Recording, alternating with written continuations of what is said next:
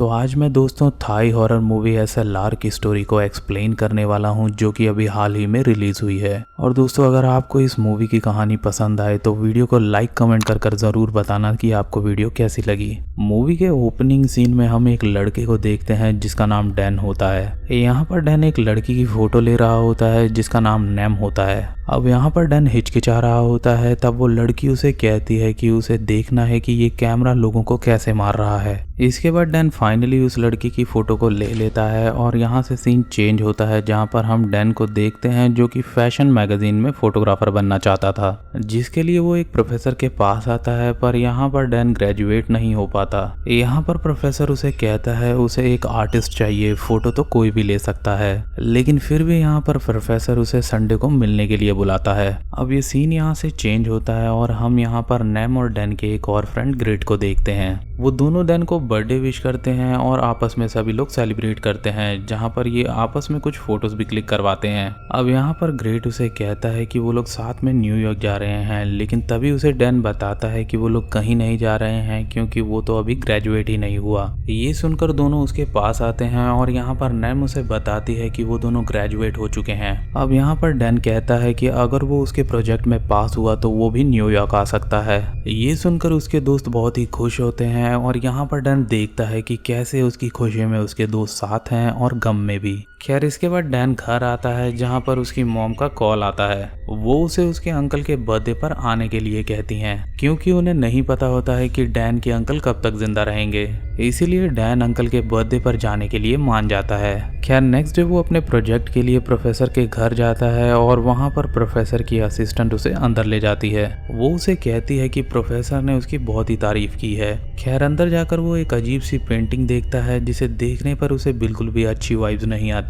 खैर इतने देर में ही वहाँ पर प्रोफेसर आ जाता है जो कि उसे बताता है कि वो इस पेंटिंग को न्यूयॉर्क में लगवाएगा। अब यहाँ वो प्रोफेसर को उसके द्वारा ली गई कुछ तस्वीरों को दिखाता है और इसके अलावा उसे अपने प्रोजेक्ट के लिए और भी तस्वीरें लेनी थी। जिसके बाद प्रोफेसर उसे अपने एक फ्रेंड का कैमरा देता है और उसे 7 लोगों की तस्वीरें लेने को कहता है। जिसके बाद डैन ऐसा ही करता है और वो एक स्टेडियम में जाता है जहाँ पर कई विकलांग लोगों की रेस हो रही होती है। वो वहाँ पर मौजूद कंटेस्टेंट्स में से किसी एक की फोटो लेने लगता है कि तभी वो देखता है कि उस आदमी का सर उस कैमरे में दिखाई नहीं दे रहा। पर अगले ही पल वहाँ पर सब कुछ ठीक हो जाता है और उसे एक बार और कैमरे के अंदर एक लड़की दिखाई देती है जो कि असल में वहां पर नहीं होती। वो ये देखकर हैरान रह जाता है, पर इन चीजों को वो इग्नोर कर उनकी फोटोज लेता है।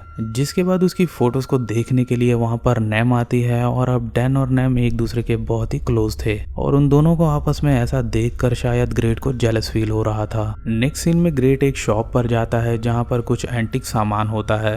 वहां पर वो एक स्टोन देखता है, जिस स्टोन को देखने के बाद वहां के वो ओनर से उसके बारे में पूछता है तो उस दुकान का ओनर उसे बताता है कि ये स्टोन सोल कैप्चर करता है और पुराने समय में लोग इसे डीमन को दूर रखने के लिए अपने पास रखते थे। अब यहाँ वो उसे एक ब्रेसलेट भी दिखाता है और वो दुकानदार उसे बताता है कि अगर कोई उसे गुस्सा हो तो ये ब्रेसलेट उसे पहना देना जिससे कि वो नॉर्मल हो जाएगा। अब दुकानदार की इस बात को सुनकर ग्रेट उस ब्रेसलेट को खरीद लेता है। इसके बाद वो उस ब्रेसलेट को नैम को देता है और वो उसे कहता है कि वो उसे आज भी प्यार करता है। तो यहाँ पर नैम उसे बताती है कि उनके बीच अब ऐसा कुछ भी नहीं है और यहाँ पर नैम उसे ये भी कहती है कि अगर कैसा होता कि वो किसी और मर्द के साथ होती और फिर बाद में वो कहती कि वो नशे में थी। अब असल में यहाँ पर नैम और ग्रेट पहले रिलेशनशिप में थे, पर एक दिन ग्रेट को नैम ने एक दूसरी लड़की के साथ पकड़ लिया था और यहाँ पर उसके पूछने पर उसने बहाना बनाया कि वो नशे में था। खैर इधर हम उसी विकलांग आदमी को देखते हैं जिसका नाम बैम होता है। यहाँ पर उसका कोच उसके पास आकर उसे और मेहनत करने के लिए कहता है ताकि वो इस रेस को जीत सके। अब यहाँ पर कोच के जाने के बाद वो अपने मेडल्स और फोटोज को देखता है और साथ ही हम उसकी बेटी की फोटो को भी देखते हैं और यहाँ पर कल की रेस की वजह से वो बहुत ही अपसेट था क्योंकि उसे सिल्वर मेडल मिला था। इधर हम डैन को देखते हैं जो कि बैम की खींची हुई फोटो को निकालता है। यहाँ पर डैन के फोटो निकालते ही बैम के साथ इधर कुछ अजीब सी चीजें होना शुरू हो जाती हैं। इधर हम देखते हैं कि मिरर में बैम का रिफ्लेक्शन उसे देखकर हंस रहा होता है और अगले ही पल हम बैम को उसके मेडल के साथ लटका हुआ देखते हैं। नेक्स्ट डे डैन जब घर से बाहर निकलता है तब उसे एक होमलेस लेडी दिखाई देती है। वो उसका एक फोटो क्लिक कर लेता है और इसके बाद वो प्रोफेसर के पास बैम की फोटो दिखाने के लिए जाता है। प्रोफेसर उस फोटो की बहुत ही तारीफ करता है और साथ में उसे वो ये भी कहता है कि इस फोटो को देखकर ऐसा लग रहा है कि जैसे उसने उसकी सोल की फोटो खींच ली हो। खैर इसके बाद प्रोफेसर उसे और भी फोटोज लाने के लिए कहता है, जिसके बाद वो वहाँ से एक फेमस रेस्टोरेंट में जाता है जहाँ पर वो वहाँ के एक शेफ की फोटो क्लिक करता है और इसी बीच उस कैमरे में उसे एक लड़की दिखाई देती है जिसे देखकर वो डर जाता है। अब यहाँ पर नेम उसके हाथ में उस कैमरे को देखकर उससे पूछती है कि वो कैमरा तो जेन का था और जेन वही लड़की थी जिसकी हार्ट अटैक से मौत हो गई थी। और यहाँ पर नेम डैन से पूछती है कि आखिर प्रोफेसर के पास उसका कैमरा कैसे आया। इसी बीच ग्रेट का कॉल नेम के पास आता है और वो उसे बताता है कि जिसकी फोटो उस दिन डैन ने खींची थी उसने सुसाइड कर लिया है।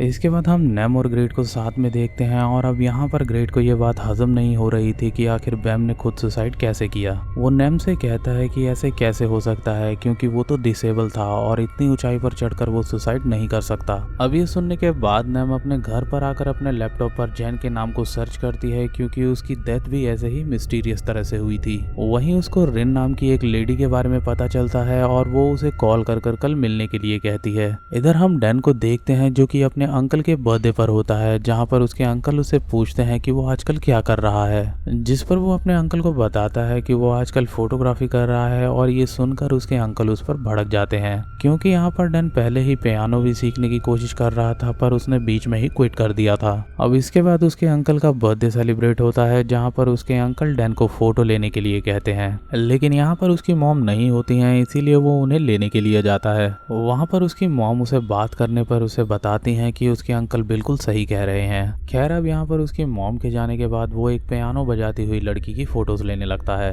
फोटोज लेते हुए उसे दो लोग दिखाई देते हैं जो कि एकदम से डीमन बनकर उस पर अटैक कर देते हैं, लेकिन ये सब तो उसका एक नाइटमेयर होता है। और इसके बाद वो अपने आप को शीशे में देखता है जहाँ उसके हाथों पर किसी चोट के निशान होते हैं और जब से वो कैमरा उसके पास आया था तब से उसके साथ कुछ न कुछ अजीब सी घटनाएं होती जा रही थी। खैर इधर हम नेम को देखते हैं जो कि उसी सुसाइड वाली जगह पर आती है। वहाँ वो एक लड़के से मिलती है और वो लड़का कहता है कि बैम बहुत प्रेशर में रहता था पर वो इस तरह से कभी हार मानकर सुसाइड नहीं कर सकता। अब इसके बाद ये सीन चेंज होता है और हम उन्हीं दो रेस्टोरेंट शेफ्स को देखते हैं जिनकी फोटो डैन ने ली थी। वहाँ वो लेडी उस आदमी को एक मीट कटर से मार देती है, जिसके बाद वो आदमी मरते हुए उस लेडी को धक्का दे देता है, जिसके बाद ये दोनों वहीं पर मारे जाते हैं। और ये सब कुछ सपने में डैन भी देख रहा होता है कि तभी यहाँ पर उसकी आंख खुलती है और यहाँ पर वो बहुत ही ज्यादा घबराया हुआ होता है और उसे कुछ भी समझ नहीं आ रहा था कि आखिर उसके साथ क्या हो रहा है। जिसके बाद वो उस कैमरे को लेकर प्रोफेसर के पास जाता है और यहाँ पर वो उन्हें बताता है कि इस कैमरे से उसने जिन जिन की भी फोटोज ली है वो सभी मारे जा रहे हैं। ये सुनकर प्रोफेसर उसे कहता है कि तो क्या हुआ, सभी लोग मरते हैं और एक ना एक दिन सभी को जाना ही है और इन सब में कैमरे का कोई लेना देना नहीं है। अब ये सुनने के बाद वो फिर से अपने काम पर लग जाता है और अब उसे एक शॉप पर नेम मिलती है। नेम भी यहाँ पर समझ चुकी थी कि जरूर उन मौतों का रिलेशन इस कैमरे से है, इसीलिए वो उसे कहती है कि वो अब भी फोटोज क्यों क्लिक कर रहा है, जिस पर वो कहता है कि इसमें क्या गलत है और वक्त आने पर सभी को मरना ही है। अब उसका ये रूड बिहेवियर देखकर नेम उसे कहती है कि उसे उसकी फिक्र है और वो उसकी मदद करना चाहती है। खैर अब इसके बाद सीन चेंज होता है और यहाँ पर हम नेम को रिन के साथ देखते हैं। अब यहाँ पर नेम रिन से जेन के बारे में पूछती है कि क्या वो भी अजीब बिहेव करती थी, जिस पर रिन उसे यहाँ पर पूरी बात बताती है। अब असल में जब से जेन को वो कैमरा मिला था तब से वो उससे ऑब्सेस्ड हो गई थी, जिसके बाद एक दिन वो बीमार पड़ गई और उसके चेहरे पर घाव होने लगे और ये घाव बिल्कुल डैन के हाथों की तरह थे। और यहाँ पर रिन ने भी उसे हॉस्पिटल जाने को कहा था, लेकिन यहाँ पर वो हॉस्पिटल नहीं गई। अब यहाँ पर एज ए व्यूअर हम देखते हैं कि जेन को भी कुछ अजीब चीजें अपने घर में दिखाई देती थी, जैसा कि अभी डैन को दिख रही हैं। यहाँ पर रिन बताती है कि वो बहुत ही ज्यादा चेंज हो गई थी और उसका बिहेवियर भी वियर्ड हो गया था। अब ये सुनकर नेम को डैन की याद आती है, इसीलिए वो वहाँ से उठकर चली जाती है। इधर हम डैन को ग्रेट के साथ देखते हैं जो कि उसे एक जगह पर ले जाता है जहाँ पर 3 बड़े और अमीर लोग बैठे हुए थे। ग्रेट उसे इन सब से इंट्रोड्यूस कराता है, पर यहाँ पर डैन ग्रेट से उन सब के बारे में उल्टा सीधा बोलने लगता है। खैर इसके बाद नेम उसी रेस्टोरेंट के पास जाती है जहाँ पर पुलिस रिस्ट्रिक्शन लगा हुआ था। वहाँ उसे पता चलता है कि वो दोनों शेफ मारे जा चुके हैं और ये सारी चीजें डैन के सपने में भी आई थी। इसके बाद नेम डैन को कॉल करती है, लेकिन उसके कॉल ना उठाने पर वो ग्रेट को कॉल करती है, जहाँ ग्रेट उसे बताता है कि डैन ने उन तीनों क्लाइंट्स की फोटो ली थी, जिस पर पर वो उससे पूछती है कि उसने कौन सा कैमरा यूज किया था, तो वो उसे बताता है कि उसने उनकी टीम वाला कैमरा यूज किया था, यानी कि यहाँ पर उन तीनों क्लाइंट्स को कोई भी खतरा नहीं था। इसके बाद नैम और ग्रेट मिलते हैं और यहाँ पर नैम के पास जेन की डायरी होती है। यहाँ वो सारी बात ग्रेट को बताती है, जिस पर ग्रेट कहता है कि कोई कैमरा किसी की जान कैसे ले सकता है और हो ना हो ये जरूर एक कोइंसिडेंस होगा। खैर यहाँ पर नैम उसके लैपटॉप में एक साइट को विजिट करती है जो कि लास्ट टाइम जेन ने की थी। यहाँ पर उन्हें एक आर्टिकल मिलता है जिसमें कि सेटन बाइबल का जिक्र होता है। इतने में ही ग्रेट के पास डैन का कॉल आता है, जहाँ पर उसे पता चलता है कि डैन ने वो फोटो उसी कर्स्ड कैमरा से ली थी। जिसके बाद वो उन फोटोज को डेवलप कर रहा होता है और यहाँ पर ये पता लगने के बाद नैम और ग्रेट साथ में उसके पास जाने लगते हैं, पर ट्रैफिक की वजह से वो लोग वहीं पर फंस जाते हैं और यहाँ पर डैन उन फोटोज को डेवलप कर चुका होता है। इधर उन तीनों क्लाइंट्स के साथ कुछ अजीब सा होने लगता है और वो तीनों ही पोजेस्ड हो जाते हैं। जिसके बाद उनमें से एक लड़की अपना मोबाइल कैमरा ऑन करती है और इतने में ही वो तीनों ऊपर से नीचे कूद जाते हैं, जिससे उनकी मौत हो जाती है। तभी वहाँ पर नैम और ग्रेट आते हैं जो कि ये सब कुछ अपनी आंखों से देख लेते हैं। अब नेक्स्ट डे वो दोनों डैन के पास जाते हैं, जहाँ पर वो उसे सारी बातें बताते हैं और यहाँ पर वो दोनों उससे ये भी कहते हैं कि इस कैमरे से जितने भी लोगों की फोटोज उसने ली है वो सभी मारे जा चुके हैं। लेकिन यहाँ पर डैन उनकी बातों को मानने के लिए बिल्कुल भी तैयार नहीं था, जिस पर वो बताती है कि जेन की मौत भी इसी कैमरे की वजह से हुई थी और उसने जिन लोगों की भी फोटोज ली थी वो सभी भी मारे जा चुके थे। लेकिन अभी भी डैन उन लोगों पर विश्वास नहीं करता। जिसके बाद नैम उस कैमरे को लेकर प्रोफेसर के पास जाती है। वो ये सारी बातें प्रोफेसर को भी बताती है, पर यहाँ पर प्रोफेसर उसे कहता है कि अगर ऐसा वाकई में है तो वो उसकी फोटो लेकर देखते हैं कि वो मरता है या नहीं। अब यहाँ पर नैम तैयार हो जाती है और प्रोफेसर अपनी पेंटिंग के आगे खड़ा हो जाता है। जैसे ही नैम उसकी फोटो क्लिक करने लगती है, वैसे ही वो पीछे टंगी पेंटिंग अपने आप हिलने लगती है।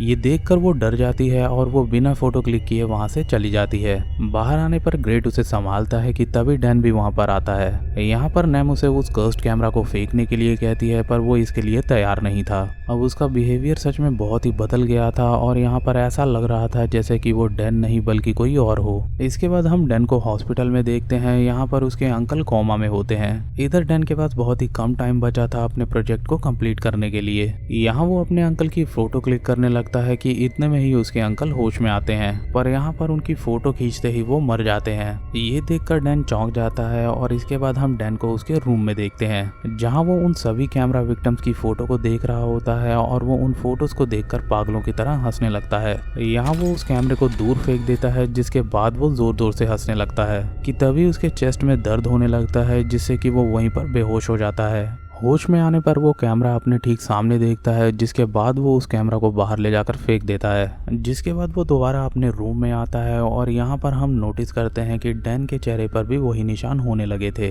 थोड़ी देर के बाद वहाँ पर एक लड़की आती है और वो लड़की उसे कहती है कि सब कुछ ठीक हो जाएगा और वो उसे उसका वही कैमरा लाकर देती है और देखते ही देखते वो लड़की एक ईवल में ट्रांसफॉर्म हो जाती है। खैर ये भी डैन का सपना होता है, पर उसके जागने पर फिर से वही कैमरा उसके सामने दिखाई देता है। अब यहाँ पर रात को डैन सुसाइड करने के लिए जाता है कि तभी उसके पास एक मॉडल का मैसेज आता है। वो मॉडल उससे अपना फोटोशूट करवाने जाती थी और यहाँ पर डैन उसका फोटोशूट फ्री में करने के लिए तैयार हो जाता है। इसके बाद वो उस मॉडल की तस्वीर लेने लगता है कि इतने में ही वहाँ पर नैम आ जाती है। यहाँ पर वो उस मॉडल को वहाँ से भगाकर खुद उस कैमरे के सामने खड़ी हो जाती है। और दोस्तों यहाँ पर ये मूवी का स्टार्टिंग सीन आता है, जहाँ पर वो कहती है कि इस कैमरे से उसकी फोटो खींचो और वो भी यहाँ पर देखना चाहती है कि ये कैमरा कैसे लोगों की जान लेता है। अब ये सुनने के बाद डैन उसकी फोटो खींचने लगता है और दूसरी तरफ हम उस प्रोफेसर को देखते हैं जो कि अजीब सी हरकतें करता है। यहाँ पर डैन के हाथ कांप रहे होते हैं और वो फाइनली उसकी फोटो नहीं लेता है और वो उस कैमरे को उठाकर बाहर फेंक देता है। और इधर हम उस प्रोफेसर को देखते हैं जिसकी आंखें लाल हो चुकी होती हैं और यहाँ पर हो ना हो इन सब के पीछे उसी का हाथ है और अभी वही डैन को मजबूर कर रहा था ताकि वो नैम की फोटो ले सके, पर डैन ऐसा यहाँ पर नहीं करता।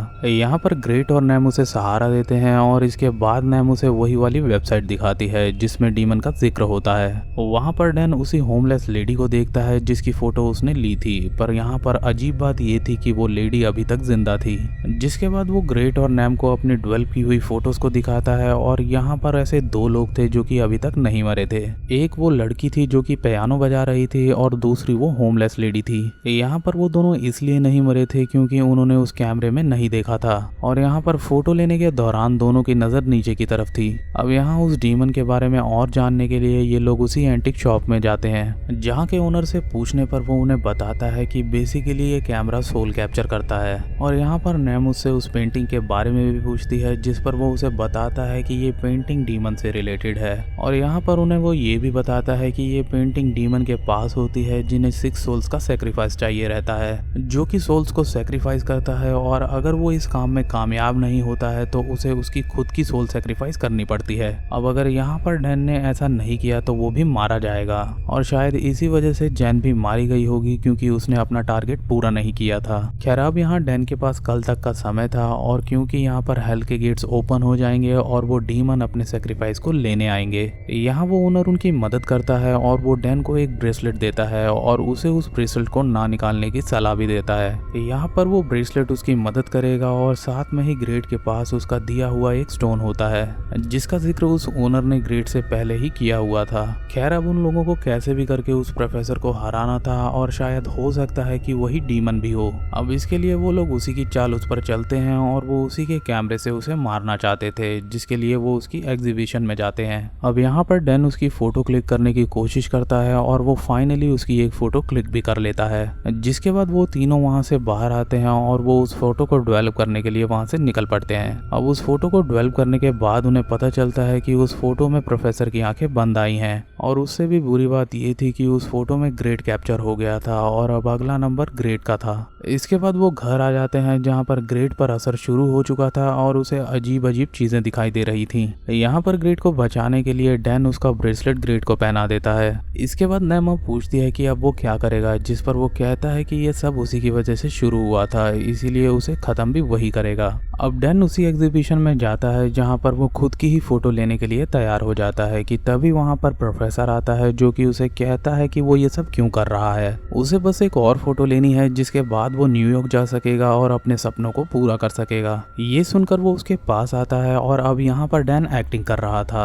वो उसे चकमा देकर उसकी फोटोज लेने लगता है, पर यहाँ पर प्रोफेसर अपना मुंह मोड़ लेता है, जिसके बाद उसका फोटो पेंटिंग के मिरर के रिफ्लेक्शन में आ जाता है। और अब इसके बाद डैन भागता है उसके फोटोज को डेवलप करने के लिए। यहाँ प्रोफेसर के साथ एक और लेडी होती है जिसकी आंखें लाल होती हैं, और साथ ही प्रोफेसर की भी। और यहाँ पर हम समझ पाते हैं कि प्रोफेसर ही वो डीमन है, और वो पेंटिंग हेल में जाने का रास्ता है। इसके बाद वो तीनों उसकी फोटोज को डेवलप करने के लिए आगे बढ़ते हैं, पर यहाँ पर प्रोफेसर का भेजा हुआ डीमन उन पर हमला करता है, और वो जैसे तैसे कर उससे बचता है। इसी बीच वो तीनों एक दूसरे से अलग हो जाते हैं, और इधर ग्रेट और नैम को वही लेडी डीमन दिखती है। वो उस डीमन लेडी को देखकर छुप जाते हैं और उस दरवाजे को बंद कर लेते हैं। इधर दूसरी तरफ बहुत सारे डीमन डैन को घेर लेते हैं, और यहाँ पर वो डीमन लेडी उनके दरवाजे को कुल्हाड़ी से तोड़ देती है, जिसके बाद वो उन दोनों पर हमला कर देती है। और इसी बीच वो स्टोन ग्रेट के पास से गिर जाता है, और साथ ही उसके हाथ से वो ब्रेसलेट भी निकल जाता है, जिसके बाद वहाँ पर ग्रेट डीमन आने लगता है और वो नैम पर अटैक कर देता है। पर तभी वहाँ पर वो स्टोन अपना कमाल दिखाता है, और जितने भी डीमंस वहाँ पर होते हैं वो सभी उसके अंदर कैप्चर हो जाते हैं। और इधर डैन के पास प्रोफेसर आता है, और इसी बीच उस पेंटिंग में से हेल के रास्ते एक जायंट डीमन मॉन्स्टर निकलता है, और वो डैन पर अटैक कर देता है। पर यहाँ पर अभी भी डैन हार नहीं मानता, और वो वहाँ से भागता है।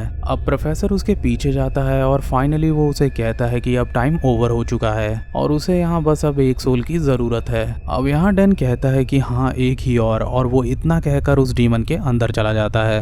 अब इसके बाद उसकी आंख खुलती है, और वो खुद को एक अंधेरी जगह पर पाता है जहाँ पर उसके पैर फंसे होते हैं। कि तभी वहाँ पर प्रोफेसर आता है, और वो उसे कहता है कि क्या लगता है वो ये सब कर बच सकता है। अब यहाँ पर प्रोफेसर उसे बहकाता है, जहाँ पर डैन की मॉम, ग्रेट और नैम भी होते हैं। यहाँ पर नैम उसके पास आकर उसे कहती है कि वो साथ में न्यूयॉर्क जाएंगे, और वो उससे वो रील ले लेती है जिसमें कि प्रोफेसर की फोटो होती है। लेकिन यहाँ पर डैन भी बहुत चालाक होता है, और उसे पता था कि उस पर ऐसी कोई मुसीबत जरूर आएगी, इसीलिए उसने ओरिजिनल रील पहले से ही नैम को दे दी थी।